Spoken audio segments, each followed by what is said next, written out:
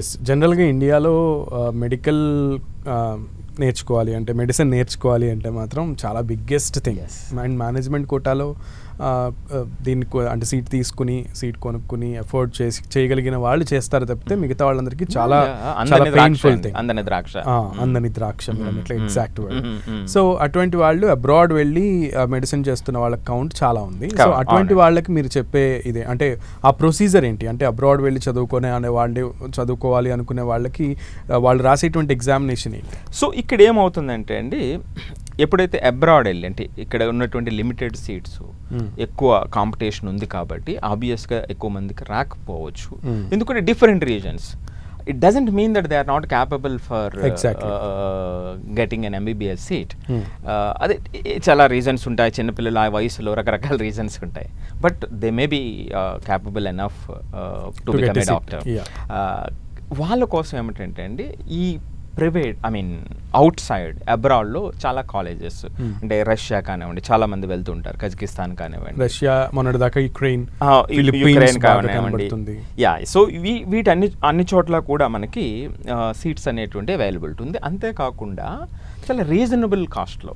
For example మీరు అడిగారు కాబట్టి, రష్యాలో క్రిమియా ఫెడరల్ యూనివర్సిటీ అని ఉందండి. సుమారుగా 6 yearsకి అరౌండ్ 25 lakhsలోనే మెడికల్స్ కంప్లీట్ చేసేటువంటి అవకాశం ఉంది అక్కడ కాలేజ్ ఫీ. అట్లాగే కజకిస్తాన్ చేసుకుంటే అరౌండ్ 20 lakhs. సో దానికి రాయాల్సిన ఎంట్రన్స్ టెస్ట్ నీట్ బేస్ మీదే? సో నీట్ బేసిస్ మీద వాళ్ళు జనరల్గా డైరెక్ట్గానే అడ్మిషన్స్ ఇస్తారండి. కాకపోతే ప్రాబ్లం ఏమిటంటే, అక్కడ అయిపోయిన తర్వాత ఇక్కడ మళ్ళీ ప్రాక్టీస్ చేయాలి అంటే అగైన్ ఒక టెస్ట్ ఉంటుంది అనమాట. సో అది రాయాలి. సో ఆ టెస్ట్ రాయాలి. సో మరి ఆ టెస్ట్కి ఏముందండి, FMGE టెస్ట్ అంటారు. ఆ FMGE రిక్వైర్మెంట్ ఉంటుంది. సో ఆ టెస్ట్ క్వాలిఫై అవ్వాలి.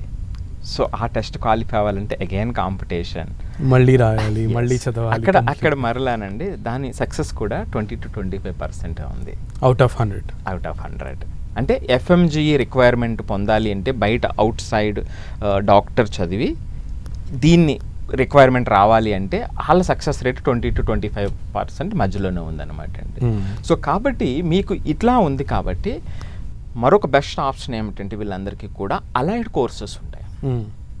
ఇప్పుడు MBBS రాలేదు, సో ఓన్లీ డాక్టరే కాదు కదండి, ఒక హాస్పిటల్ ఉంది అంటే రకరకాల సర్వీసెస్ ఉంటాయి.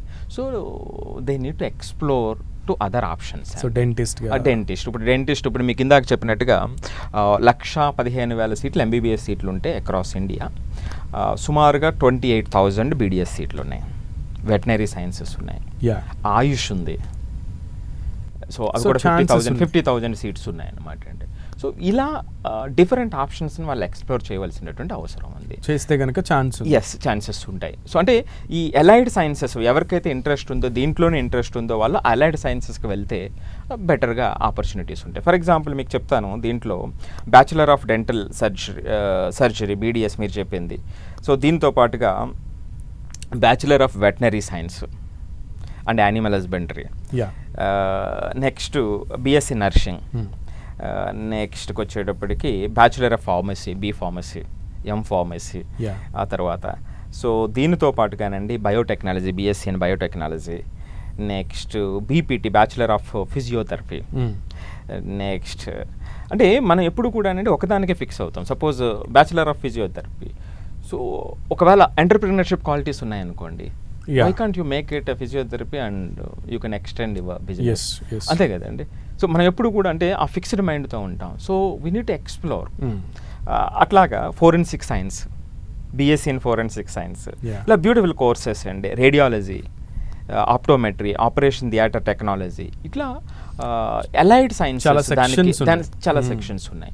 సో చాలా సెక్షన్స్ ఉన్నాయి కాబట్టి వాటి గురించి అవేర్నెస్ ఉంటే కనుక ఈజీగా ఎన్కాచ్ చేయొచ్చు, దాన్ని చూస్ చేసుకోవచ్చు. పాపం చాలా మందికి అవి అవగాహన ఉండకపోవచ్చు.